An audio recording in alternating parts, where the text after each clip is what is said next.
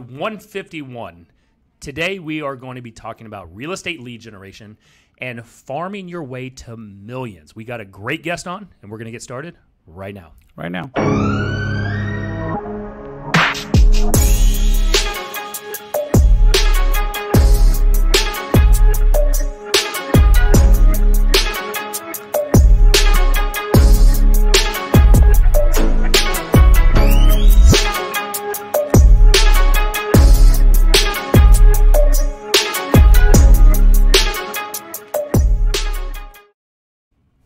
Episode 151. Today we've got a special guest on. His name is Kendrick, and he's going to be sharing with us how he became a top 50 agent out of 21,000 agents in Orlando, Florida, and he's farmed his way to millions. Millions. So I'm having so much trouble taking you seriously right now with that blue shirt on. What are you talking about? It feels like I'm talking to a different guy. It is. Sometimes we like to change it up, Brian. Sometimes. Yeah. Who Like changes it up? once in a blue shirt moon. Yes. So what we're not changing up is our sponsors, right? So one thing that we are committed to our sponsors. So look, if you're looking for an amazing home warranty company, like you want to make sure that this isn't your dad's home warranty company, the crappy ones back in the day. You want that digital new age home warranty company. You need to talk to the Ron Smith over at Armadillo Home Warranty. Just go to armadillo.1/tour, T-O-R-E, and just let them know that you're tired of that old school warranty system. Just tired. Who wants that? Hard shell. What was it called? The hard shell. Damn it! Yeah. I messed it up. You Hard shell nailed it one coverage. day. Yeah. Something like that. Hard shell protection. It was Yeah. fantastic. We need to let's pull that one and use that again. Yeah. That way we don't have to do this. But was it as fantastic as all the things happening over at Homeward Property Management? Our segues are dynamite. Make sure you check out homewarddfw.com for all your North Texas property management needs. That's inside baseball. We own the company, and we're trying our best and doing well. Dana, our president and head property manager, is crushing it. We appreciate all the referrals that you guys have sent over. Keep them coming. You're talking to the owners right here. So if anything ever goes wrong, we'll give you Dana's number. Don't call us directly. We just got a referral from an EXP Florida agent, I Did think we? out of Orlando. Oh, nice. Who just sent us one in Fort Worth, and the couple just bought their house. The husband all of a sudden is no longer working here. He's working at and he got relocated. Bought the house like 3 months ago. Now got relocated. Relocated again. So that's our bread and butter. We Yeah. are really actually trying to make a difference in that space because property management is a space that has been underserved, and I think we're doing something pretty cool there. But it's not as underserved as the space where Mortgage Mike works. Right. Look, just go to mortgagemikeoftexas.com and go follow Michael DeBacker on Facebook, because you're going to want to work with a lender who wears boots and jeans when he's on vacation in Mexico. So That he stupid. does. He Right? took a picture of him he was like, I don't want to be too philosophical. And it's like him looking out over the beach and shit. And you don't see these. He's wearing boot cut jeans and like straight up boots. And you're like, dude, you're in Mexico. This doesn't even make any sense. You should be barefoot in swim trunks. Look, it's maybe at least swim trunks and boots. And he's wearing a polo and his core team hat Yes. like a goofball. Got to wear the core team hat. Look, so he's always ready for something. He's always going to throw a curveball at you. But one thing he won't throw a curveball at is he's going to make sure that he's going to get your client approved with that Mortgage Mike stamp of approval. Just go to mortgagemikeoftexas.com. So, look, this was something that we threw in our Facebook group, the only real estate group worth being a part of. We said, would you guys really want to learn and be interested in having this guest come on, who this gentleman, Kendrick, who's a 7th generation Floridian, who was born and raised in Orlando. Were you going to say something on that, Kelderman? No, I was just 7th generation. I'm like that's a long time for a family to live in a place. I'm going to be honest. I'm the first generation Dallasite. I didn't know Florida was that old. Since 7 generations sounds like that's 700 years. Is that? Am I wrong on Could what be. generations are? Generations do not last 100 years. What side of the Civil War was Florida on? Yeah, we're not Yes. going down that bad. Since 2016, at least, Kevin has been in the top 1% of all realtors in Central Florida. So we threw this in the group, said, would you like to learn from someone who is farming their way to millions? And they Yes. said no, but we did it anyway. That's right. And so last year in 2021, he did $72 million in closed volume and ranked top 50 out of 22,000 realtors. And look, after 7 years at Keller Williams, which included being a guest speaker at KW Family Reunion. Kevin and his team joined eXp Realty. So let's get Kevin on, because I'm interested to hear. We've done farming. We've all done it. All done it. 100%. But Kevin is running circles around us. Hell yes. Well, welcome, brother. As soon as Jesse hits the button, there he is. Hey, well, thank you for having me. You guys are already cracking me up, man. This is how more interviews should be, is this way. Not I know we're all friends with Veronica Figueroa, but Veronica puts on like the production, and she jumps right in. And there's production quality to it. Yeah, I'm cracking up behind the scenes over here. So seventh generation is not. We do go back to the Civil War, but my family was not on a side. Florida really was not involved too much. It was Switzerland. Yeah, you don't hear a lot in the documentaries about like a lot of beach war in the Civil War. No. That's fair. Look, Kevin and his family were just learning how to farm back then. So That's he fair. went from Exactly. he went from land farming to logistical real estate farming. There you go. Yes. Exactly. So Kevin, walk us through your journey. How long have you been licensed? When did you what got you into the business? So my background, I worked in education for 20 plus years. I used to be a principal, teacher, assistant principal, did it all. I got licensed because I went through just kind of life happens. And so I went from being a principal went back into the classroom. I just wanted to make some side money. I just needed to make up some cash. And so I got my license in 2010, joined a mom and pop brokerage, and worked with them for like 5 years, and made probably an extra $20,000, $30,000 a year. And I was like, hey, life is good. I'm teaching. I'll take the extra 20 to 30. 2014, I joined Keller Williams. I sold 0, but I took all the trainings through Keller Williams. And honestly, I had an amazing experience at Keller Williams, changed my life. And in 2015, after doing all the trainings, I was like, I can call people all day long, but that's not really my jam. I'm a person, face to face. And so I would rather do things where I bring people together. And so in 2015, I asked my wife, I said, hey, do you mind if I spend a couple bucks? And she said, sure. So I bought an outdoor movie projector for $150 from Walmart. I bought an outdoor movie projector was $350. The outdoor movie screen was $150. And I already had the speakers. And so I made a cheesy flyer. I'm not creative at all. Basically said movie night, come to the green space, and handed it out to all of our neighbors at the time, 215. And we were going to do it the Saturday before Halloween. And we were going to start at 6:30, and at 6:25, like one person showed up, and I'm like, well, this sucks. And then it was like a commercial, like at 6:27, they were like coming over a hill, and you could just see them, and they're bringing their kids in the wagons, they're bringing their own food, they're bringing alcohol, juice boxes. And we probably had, that very first event, 75 plus families. So multiply that by 3. We had about 100, 150, 200 people come. And we've been doing community events. That was October 2015. We've been doing it every single month up to COVID. And then with COVID, we've kind of shifted, which I'm sure we can talk about. But if there's one thing that I want people to take away from this is don't stop farming. It's not a get quick rich scheme. We did it in October, we did it in November, we did it in December, and we got absolutely 0. We got nothing. No listings, no buyers, no investors, no nothing. In fact, in January, my wife was like, I think we should take the month off. And I was like, no, let's do it. And in January, I picked up my first listing in my neighborhood. And February, I picked up 3 more listings. So now we're at 4. And then my neighborhood, since then, so since 2016, we've been the #1 agent in our neighborhood since 2016. And of course, 215 homes, we expanded to the entire neighborhood, which is about 1,200 homes.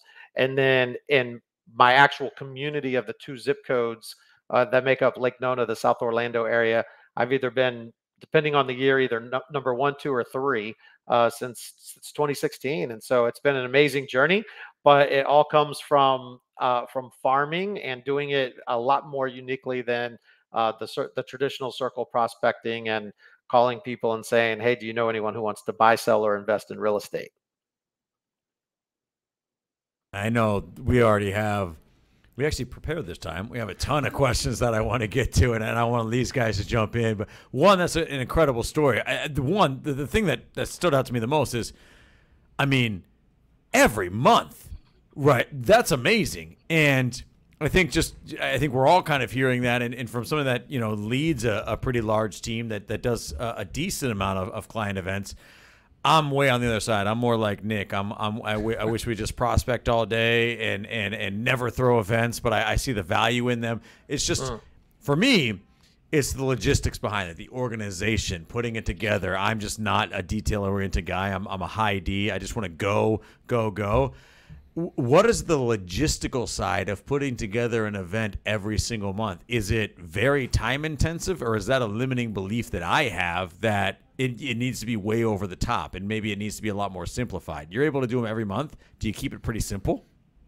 Yeah, I think it's a limiting belief. So I'm a high D. I'm not detail oriented at all. So I do my movie night. It's like, I hey, can tell come from on. the decor in your office you're a high D. You're like, football helmet, good, we're done. That's it. That's all I need is my Florida Gator football helmets, and I'm good. And so, it's like, as we've gotten better, as we've done it over the years, we've gotten more detail oriented. There's only a few events that we do that are very hands-on and very time consuming. But at the end of the day, we're doing a movie. Okay. We're bringing you together. So we want you. So I did all the physical labor with the movie night, the projector screen and all that. I'm very tech savvy. I can handle that. We created little sign-in sheets. We had sponsors. We had giveaways. And we popped popcorn. And we brought people to us. And, so it wasn't as labor intensive as our business has grown. We've done more time-consuming events. But then also as our business has grown, instead of doing, and I'll just give an example. We used to do a Father's Day event in my neighborhood every single year. We called it Man Up. So we would come out, we'd cook burgers and get one of the local breweries to sponsor the beer. And what does every dad want? They want a burger and a beer. So that's what we did it for. And everyone else to be quiet. Yeah. And so, we gave them like a rubber remote control one year. So, just so you have the remote control.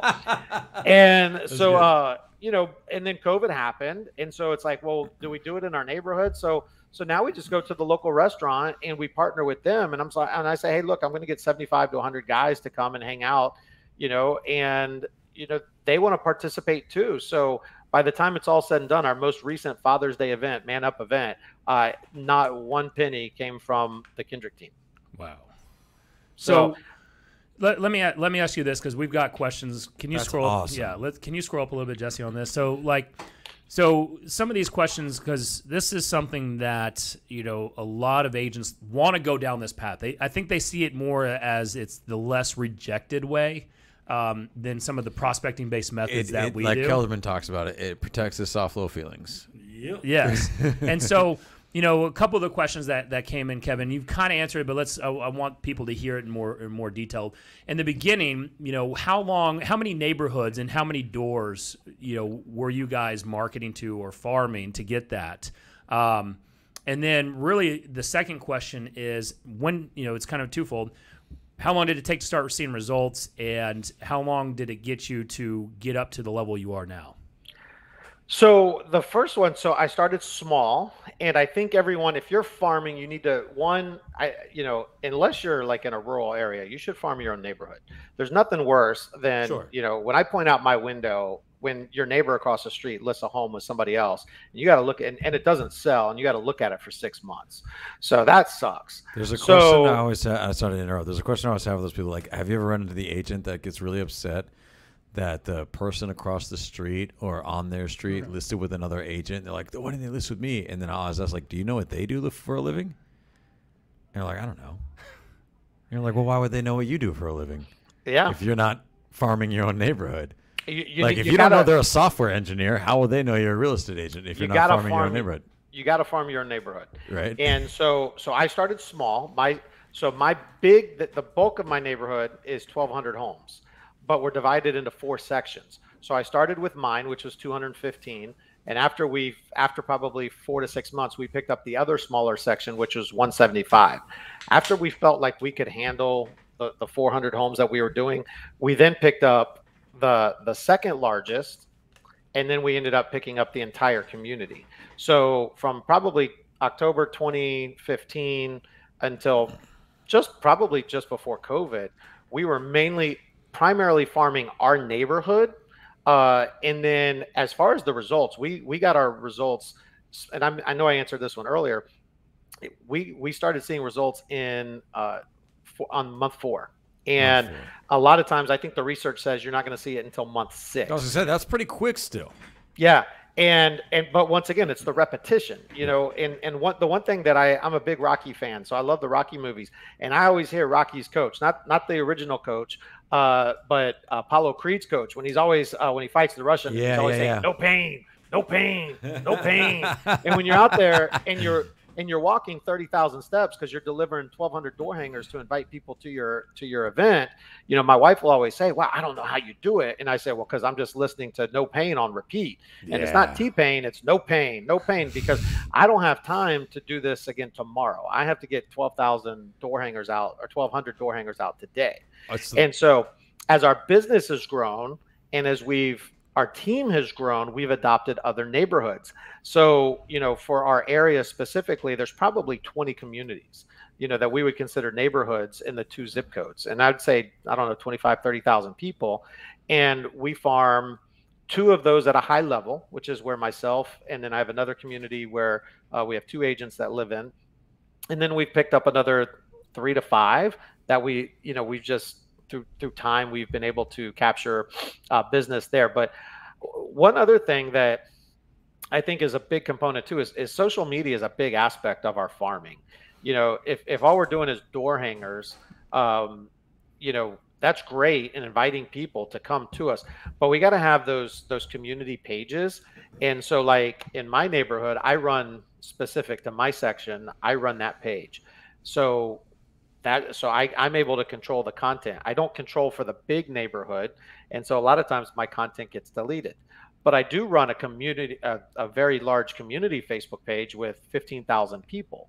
And I don't run that page to get business, but I do get business from it. In fact, I got a phone call the other day. A lady said, I want you to come list my parents' home. It's probably a $2 million lakefront home in Orlando. And I asked her, I said, well, how did you hear about us? And she said, well, because I see you on Facebook, you're on, you run your one page, you inform the community, and then I see all the good that you do in the community. And so we take pictures. Today was the first day of pre-planning for one of the schools. So we went to the school, we served breakfast to all the teachers, we took pictures, we took our videographer, and we've put that out there that like the community knows, hey, the Kendrick team, they love teachers, they love police officers, they love nurses. And that's something that they've seen over and over and over again, because once again, it's repetition. And so our farming is not just our community, we farm schools, we farm teachers, we farm the hospitals, we farm the sheriff's office. That's awesome. And so I think it's, and a lot of those are some very highly organized and some of those are very unorganized, but we're able to do it. It sounds like you're saying that if you take the time to come from contribution and actually pour into your community, that people really love that. What? And that they will give back to your business because they see you as somebody who actually cares about what they care about. Well, yeah, I mean, go figure. Right? Like, and people want to be in alignment with that. They, 100%. People want to be in alignment with, the number one thing that any customer can say to us is when they say, hey, Kevin, we have this and this. What do you think we should do? We trust you. And when we hear that word trust, I mean, that's like, I get emotional when a customer tells us that. And some of our, we're in a community that realistically, maybe we have 25, 30,000 people in the 2 zip codes. The bulk of the community moved here since 2015. So when we sell a home, we probably did not, like when we list a home, we probably did not sell them that home. So that means someone else sold them that home. That agent did not stay in contact with them. And they called us up and they said, hey, Kevin, hey, Richard, hey, Kim, whoever's on our team that they called, we want you to sell our home. And that's because their original agent either A, ghosted them, or B, they didn't have a positive experience. Or they moved into Kevin's SmackDown zone. Yeah. And then they started getting all the mailers, and Kevin was like, there ain't anybody else around, so just use me. Yeah, but that's a huge compliment when they leverage the word trust. But, when you, to your point, when you come from contribution, we never do an event and say, man, this event's costing us this. Right. We need to sell X to get our money back, and anything beyond that. We're just trusting the process. And once again, it's that metrodome, tick tock, tick tock. No pain, no pain. And we do it consistently. And, even this week we've had at our office, we opened up the first EXP office in Lake Nona, where the bulk of our business is at. We have one of the schools, they have a new principal and they have a new leadership team, and they wanted to go off campus to hold their like little leadership retreat. Well, everywhere was too expensive. It was over like $1,000 a day. So I said, why don't you just use our conference room? We're going to be out and about. And we had our caterer come in and bring in food. And so, but the last 2 days I've been in the little break room when we served them lunch. And I've already got a lady who she's like, hey, I'm ready to sell, and this is the neighborhood I want to buy in. And she's like, do you have anything coming up? And I said, actually, we're going on a listing appointment there tomorrow. And I think that's so beautiful, man, because here's what I think you've managed to parlay to do that like so many people don't really realize the power in is like, as a parent, I will tell you, if my sister wasn't a teacher, I wouldn't really realize that principals were the bosses of schools. I didn't really understand how that stuff worked. And I also I wouldn't have understand how important it is for a new principal coming into community to gain the trust of the parents.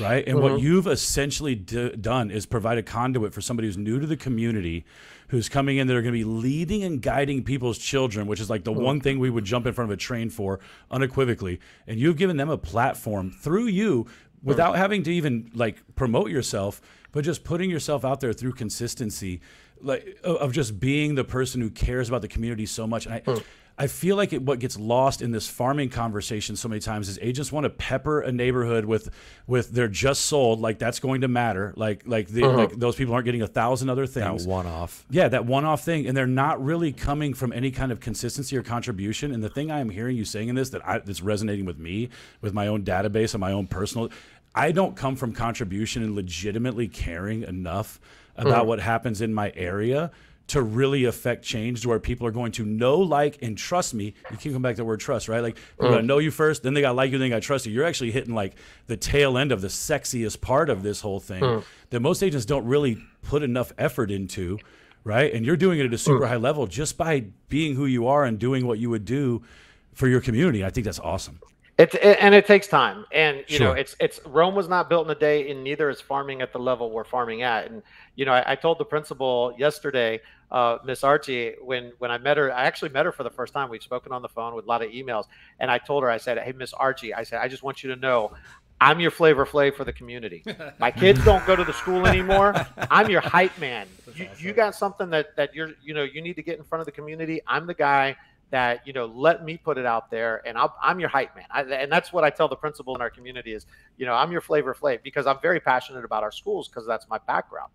And but here's something that's great too. And this is something that the listeners and the viewers can take with them. So we partner with a lot of the businesses as well. And here's the best part about it. We have a lot of mom and pop businesses. So we have a restaurant. We have a place in here called the Naked Cupcake.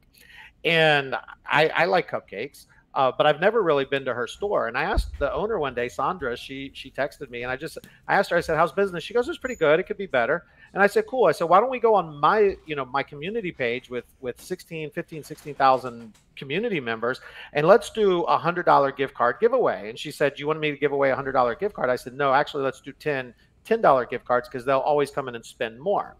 And cupcakes don't cost $100. That's actually way better. No, so you get 10. So you get $10 gift cards. We give them away. We promote it for a week.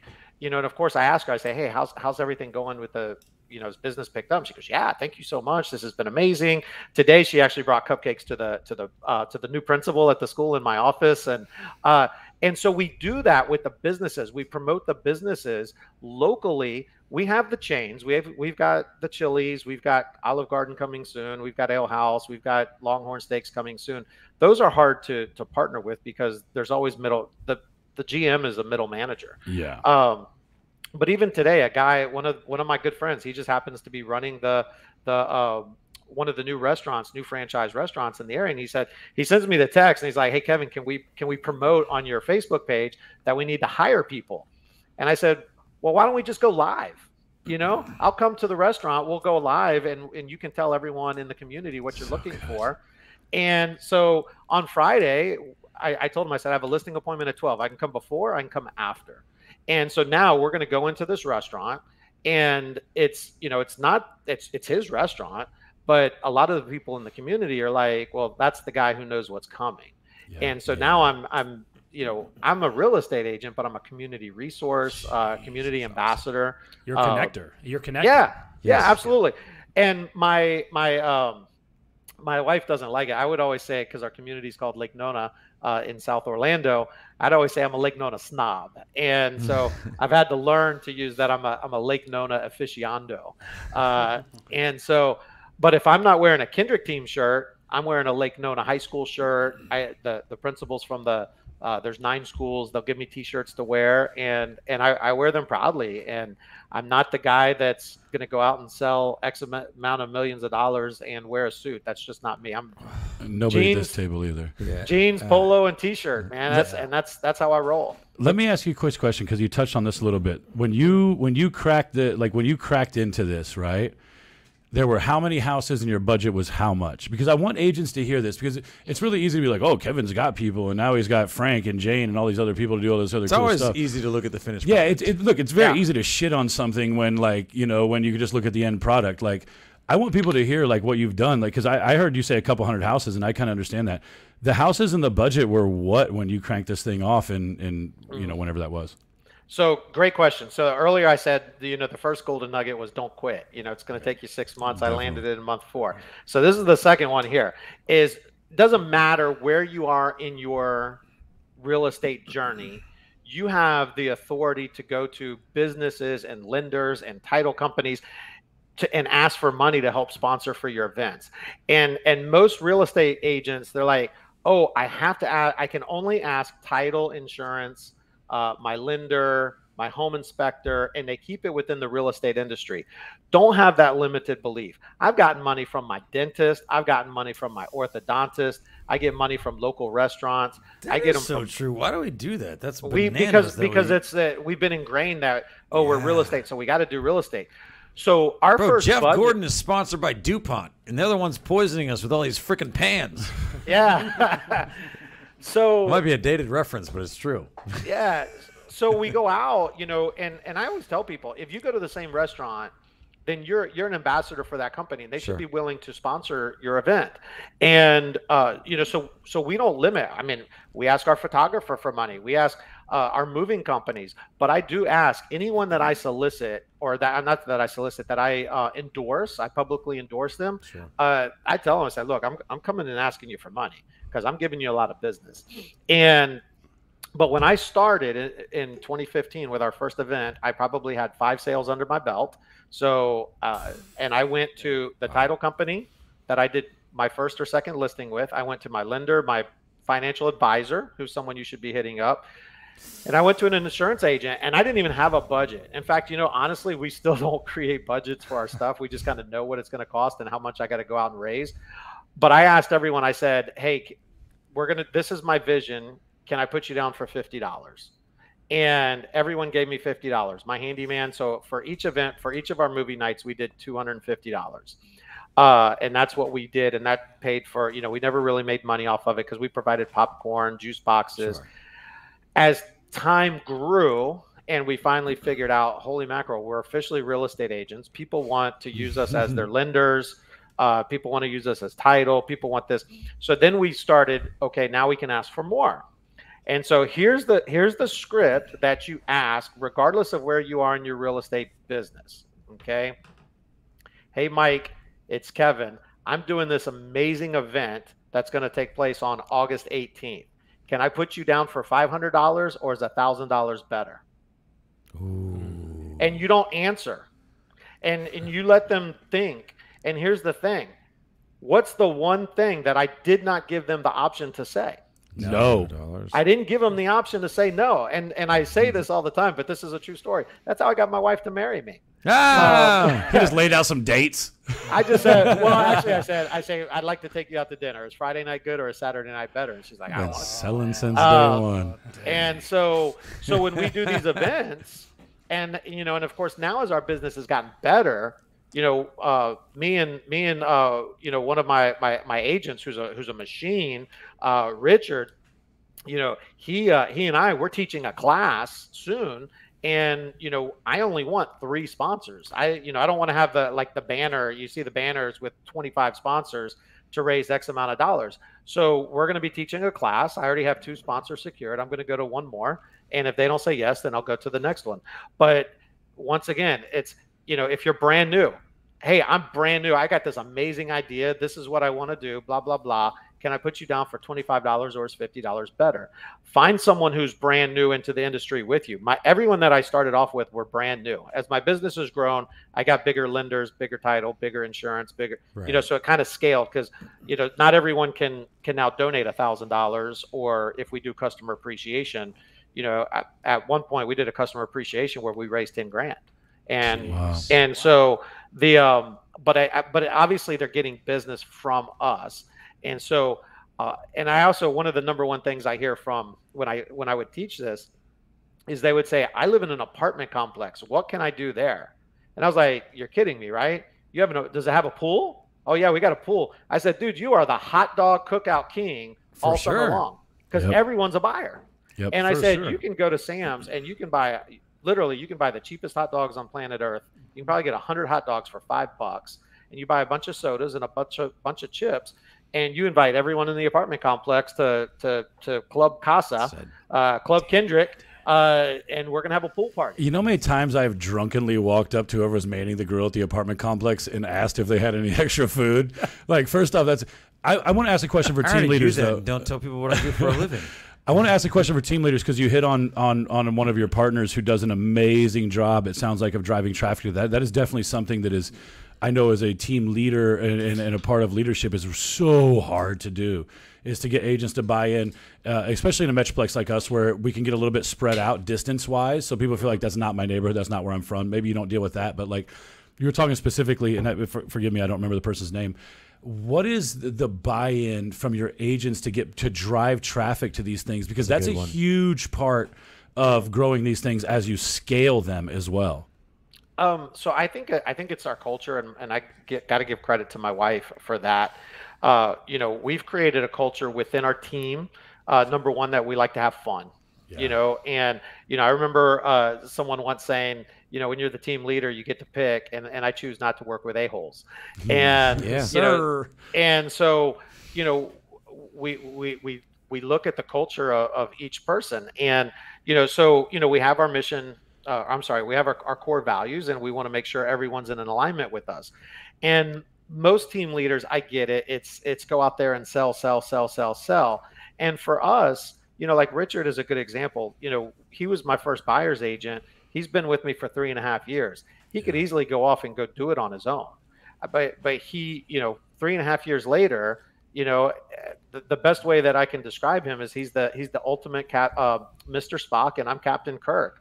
He loves being the number 2 guy. He knows that he's going to everything. Yeah, he knows he's going to go out and crush it. I mean, he just from in the last 2-3 weeks, he's picked up 2 $1 million listings that I said, hey, Richard, go take these. Yeah. And he's going to make a nice paycheck on those. And he's had a great living. But it's not just all about real estate. It's going out. It's double dating with our agents. It's getting to know them and what drives them. And it's interesting that, we're a team of 12, and our agents, I think a total of 7 agents on our team, they all have different personalities. And, someone the other day, we got a girl on our team named Fabiola, and everyone refers to her as a bulldog. And so during our script and role play, someone just said, "Ooh, you got Fabiola." When you become a verb, you've made it. Yeah, exactly. Yeah, Fabiola became a verb. And so, everyone's different, but everyone has goals. We want to work towards those goals, but we want to create that team culture environment that today, when we went to the school, we were taking pictures together. We got our polos on. We look good. It's the first time we've all been, at a school event, because, the new school year.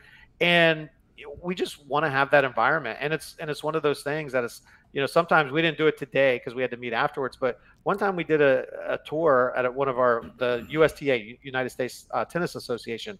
Their national headquarters is in Lake Nona, where we live. So we did a tour. We got we had our videographers out there. And everyone looked at it. We're like, okay, we're done. What do we do? And we're like, well, let's go get breakfast.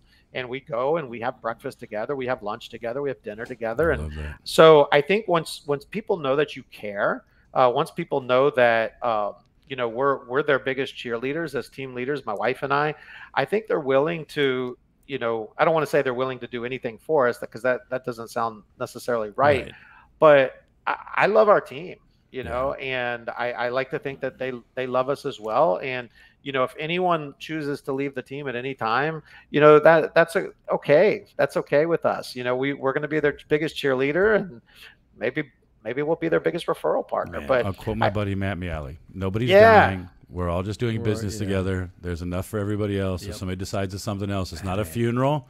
We just don't see each other at work every day. Yeah. Right? That's all it is. Nobody's dying. Right? You're giving I got to just watch this back and digest it because you're giving so many amazing actionable nuggets. And I am going to do this in true Brian fashion if you've ever watched the podcast. I have 4 things and then a question. 1, I'm pumped you guys are finally getting an Olive Garden. 2, I think that principals are the only job that adults will still refer to you as Mitch Archie. 3, it would be way cooler if it was T-Pain saying no pain in auto-tune. And 4, why don't we do the same thing with this show? We don't even have a dentist sponsoring it. And I just got my teeth fixed. Like, I don't know if you saw how much I was smiling this episode.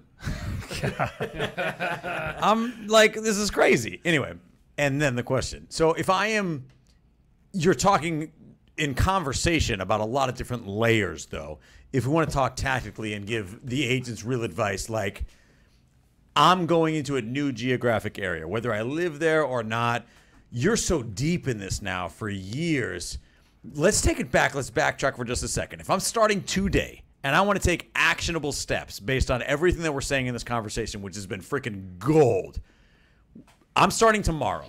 If you had to start over today, what would you be doing tomorrow? What's your first action step?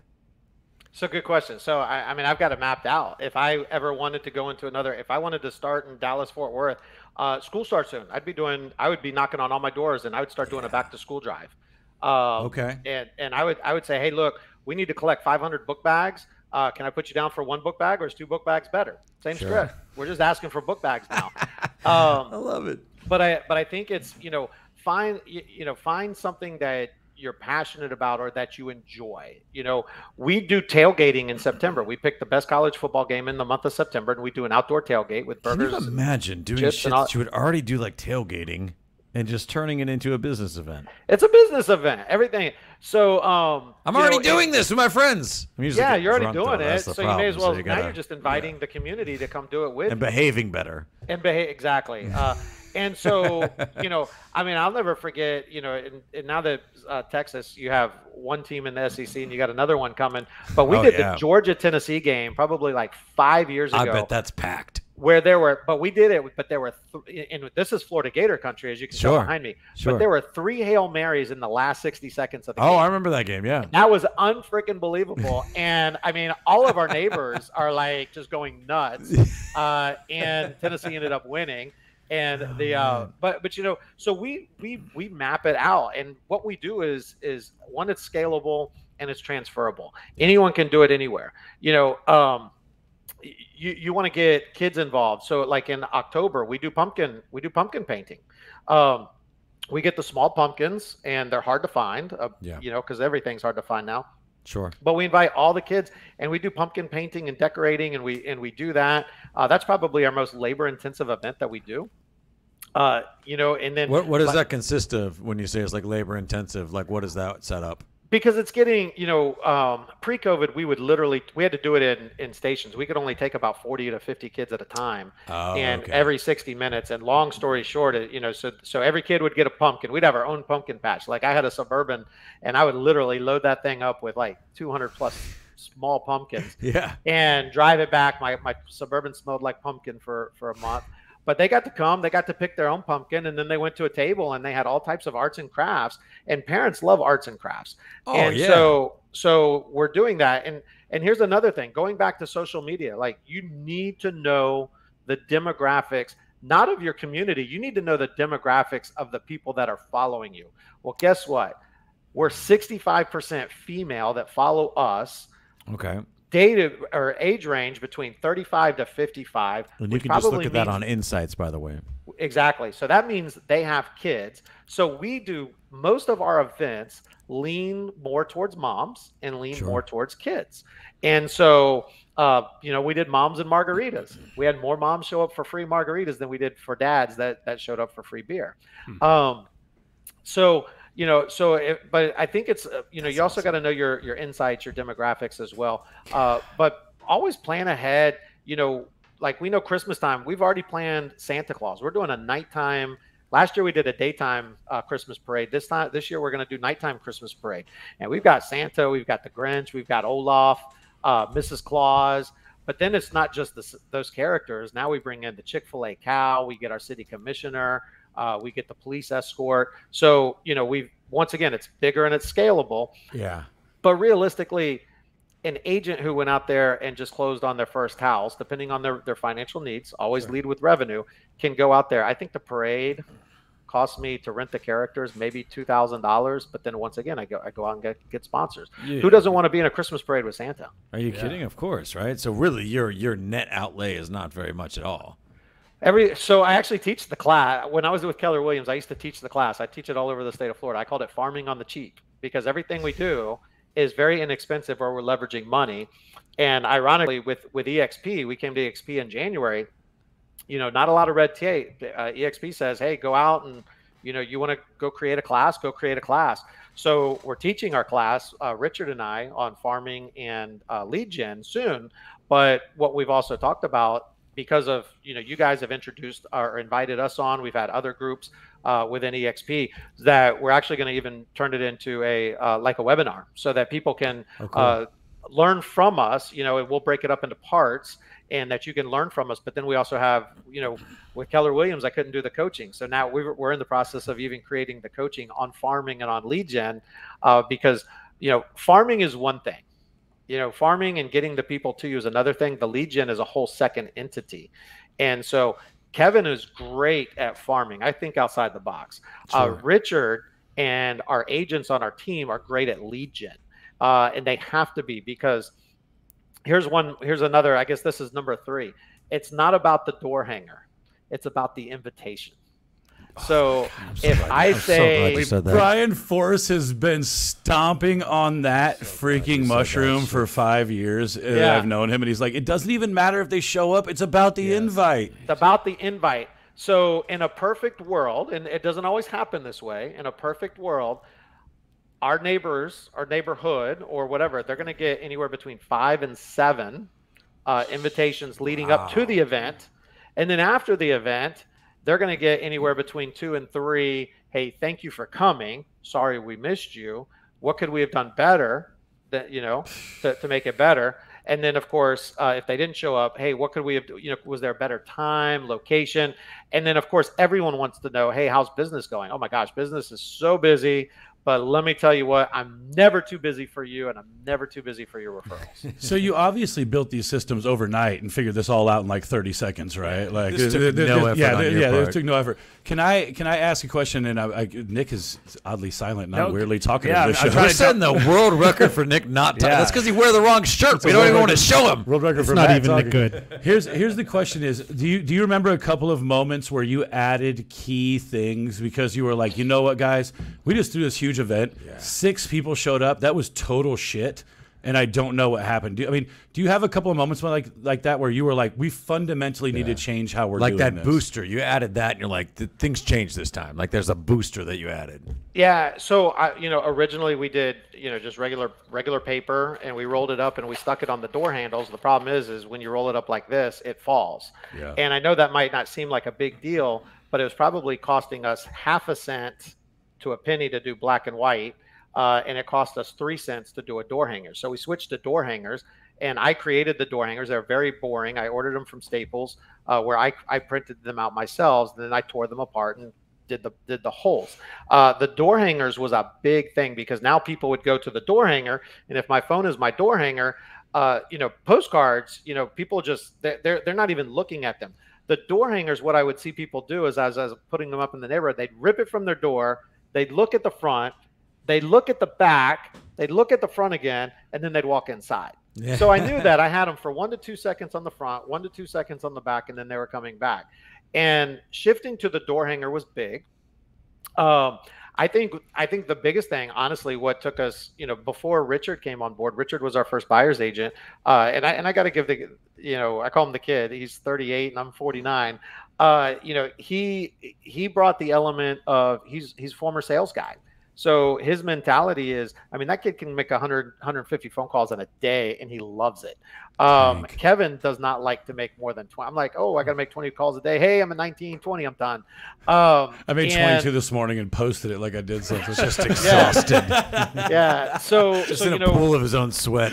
In 2018, before Richard came on board, I think my wife and I, it was just my wife and I, no admin.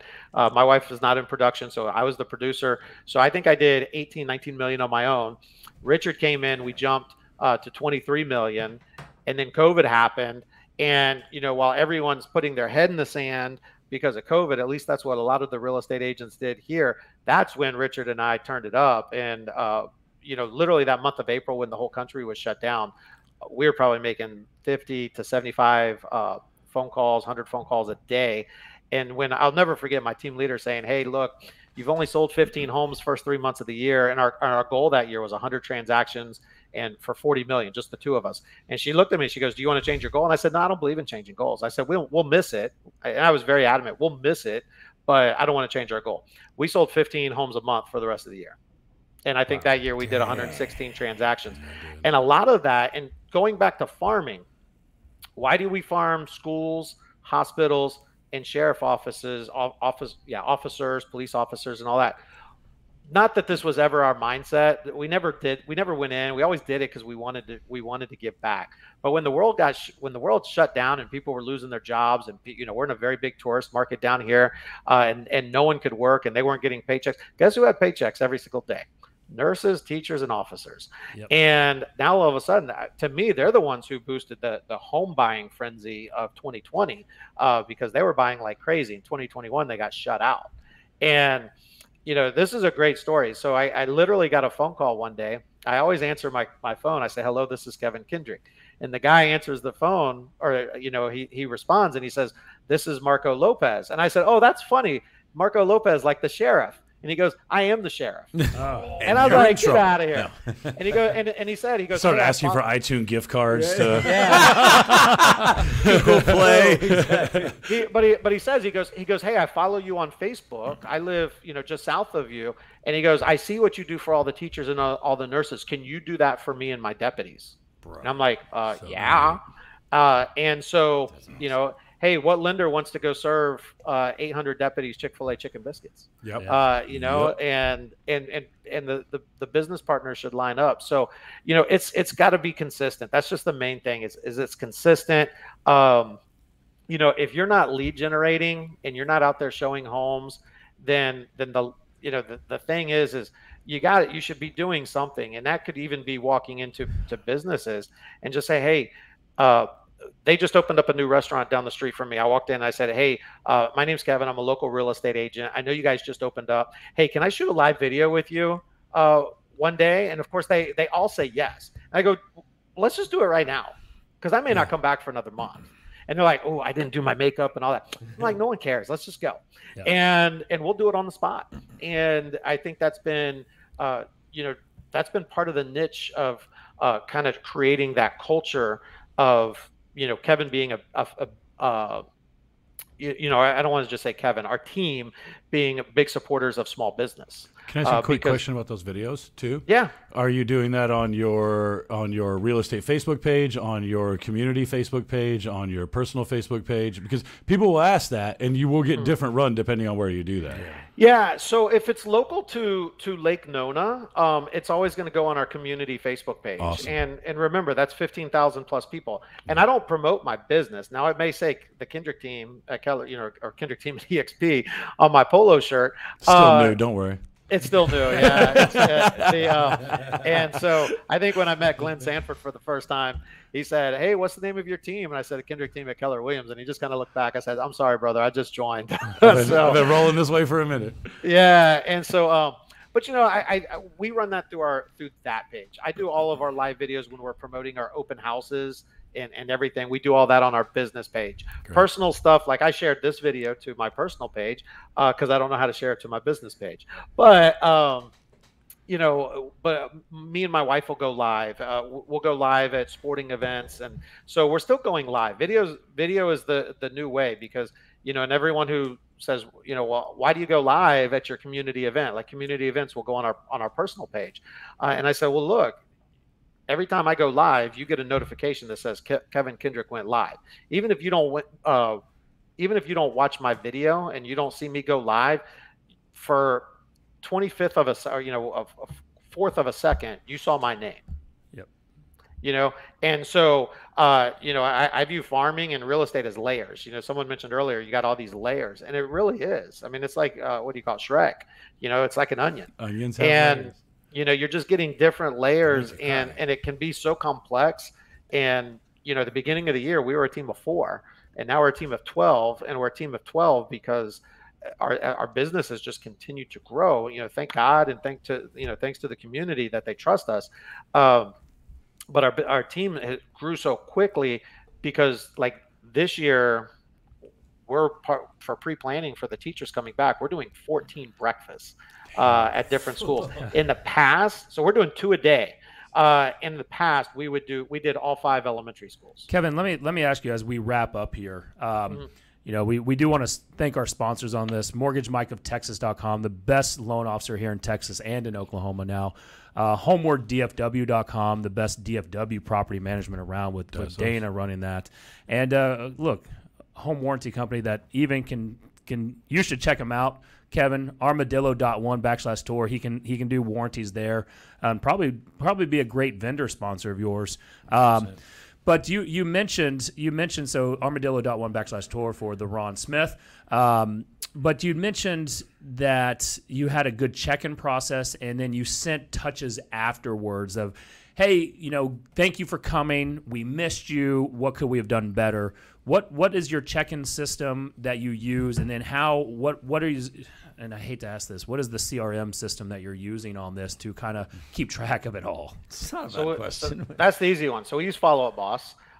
When I came, when I was at KW, they switched to Command, and I never bought into Command. And when I came to EXP, they said, hey, you get KV Core for free. And I said, okay, great. We use Follow Up Boss, and Follow Up Boss has been great for us. So what we do, and I wish I had one with me, but we literally, let me see if I got just a piece of paper, but I literally, we probably get, it's about this size. And it's so about 3 inches by 4 inches. And we did this today at the school that we went to. We asked for the name, we asked for the cell phone number, we asked for the email address. And then at the bottom, we ask them, we say, do you want more information on buying a home, selling a home, refinancing a home, or homeowners insurance? And what we do with that is we always tell them, hey, we're going to be doing a drawing. And so like today we were at a breakfast where we gave away 2 $25 Amazon gift cards. Well, but we're also giving away a free happy hour at our local Mexican restaurant. So of course the teachers are like, well, I want to win the happy hour, because last year we did a happy hour with 80 teachers, and everyone thinks their teachers are from Leave It to Beaver, and we saw the teachers from Van Halen's teacher video dancing on the tables. For teacher, yeah. And so but it's that simple. And if they circle, they've given us permission to call, and so it's easy for me to now call and say, hey, this is Kevin Kendrick, go through our script. You circled. Now, here's the best part. If they circled homeowners insurance or refinancing, they own a home. Yeah. They're a seller. 100%. They're a seller. And so I tell my people, so before I give these to my insurance sponsors and my mortgage sponsors, our team calls those people first to make sure, hey, do you know how much your home is worth? And I can't tell you how many sellers we picked up from that script. So it's that simple. Now, when we do giveaways online, we create a Google Doc, and we capture all their information through Google. Yep. And, so it's not uncommon for us, like in the month of June when gas was in Orlando, gas was hovering between $4.75 and $4.99, never went to $5. So every week, every Friday for the month of June, we gave away a $100 gift card to Wawa for gas. Nice. And we probably had, over the course of 4 weeks, we probably had, I don't know, 500 people sign up via Google. And we got their first and last name, their home address, their email address, their cell phone number. And guess what? It all works. Jeez, I love this, man. So, dude, Kevin, you're on point with this. I could do this for another 2 hours, man. This is wow. We'll come back in a few months. Yeah, let's do, man. Yeah, let's do this, Kevin. What I would like to do, there's a couple of things. One, we got do we have a question up on this? So there's two things, Kevin. First off, we do want you back on, and we do want to highlight the webinar that you're going to put on, and hopefully we can, the Only Real Estate podcast crew can drive a lot of traffic there for you. 100%. That'd be awesome. And I love the gas idea. I mean, you're just taking simple concepts. What you just told me is your systems, your technology. Other than Follow Up Boss is amazing. You're not overcomplicating it, where a lot of us will overcomplicate the process. Consistently executing. Yes.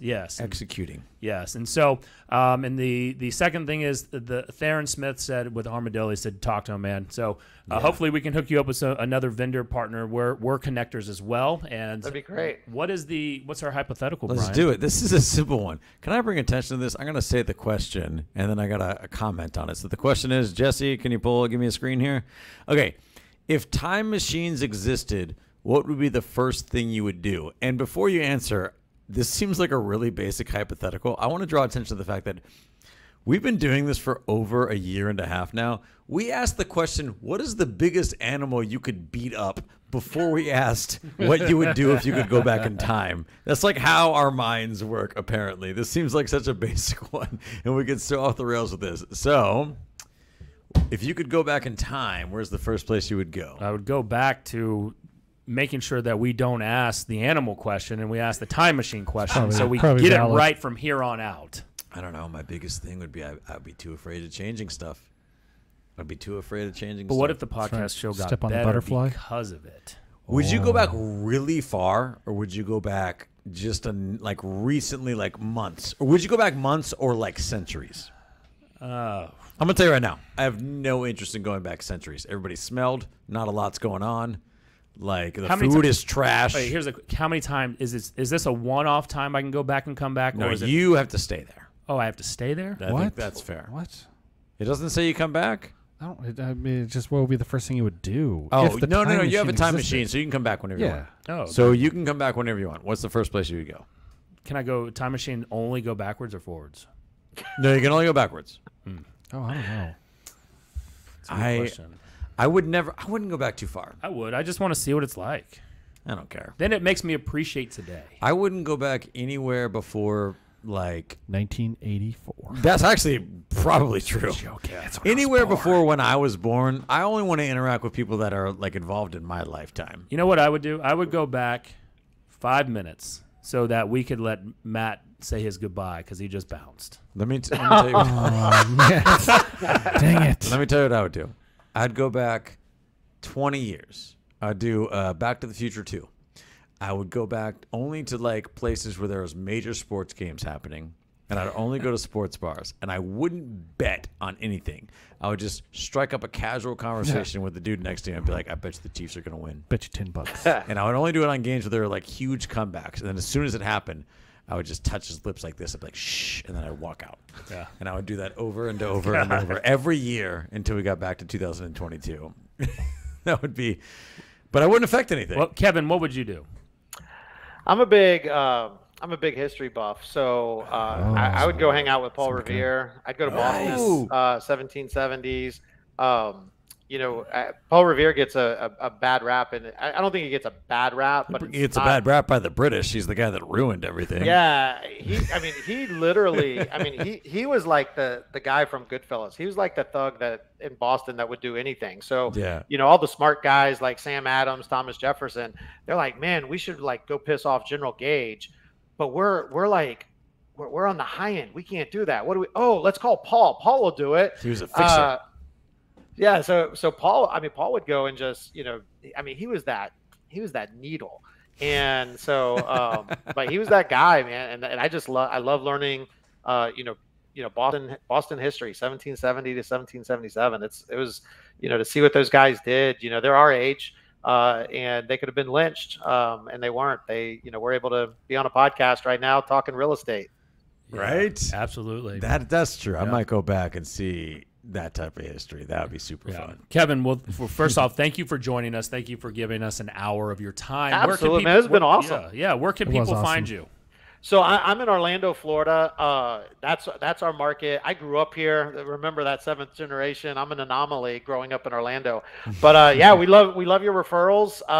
We've been blessed to work with Disney relocating here, and people are relocating from all over the world to come to South Orlando, which is where we live, work, and play. So, but that's where we are. Of course, you can always. I'll even drop the our Facebook page in there if someone wants to check us out. But would love to come back and continue to partner. And when we create this webinar class, I'd love for you guys to chip in and help out. Yeah, we would love it. Chipping in by money. That's what he means. No, He's like, are you on for 100 or 1,000? 100 or 1,000. Can I put you down for one spot for advertising? Exactly. Right. We're in, man. Yeah. Well, thank you, Kevin. And go support our sponsors. You go to mortgageMikeOfTexas.com for the best loan officer in Texas and Oklahoma.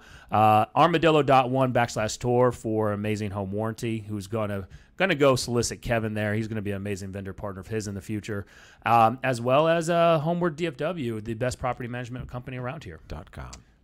Homeward DFW. Brother, we appreciate it, man. Thank you so much, dude. Yeah, we'll talk to you soon. It's been a blessing. Thanks, guys. Thanks, Kevin. Likewise. We'll talk to you soon. Matt? Take us out. Hey, thank you for watching. We truly appreciate it, checking out another episode of the only real estate podcast worth listening to. If you're watching this on YouTube, please go ahead, hit that share button, hit that like button, and hit the subscribe button. Right? We're dropping more stuff on YouTube constantly. If you're on iTunes, leave us a review, please. We're really, really focused on building up those reviews so we can get more searchable content on there. And if you're on Facebook, like everyone else is, go over and search the only real estate group worth being a part of. You're going to want to go join that group. I'm telling you right now, there's so much gold in there. So go join, share us on YouTube, and leave us that iTunes review. Please go do it right now. We'll see you on the next show.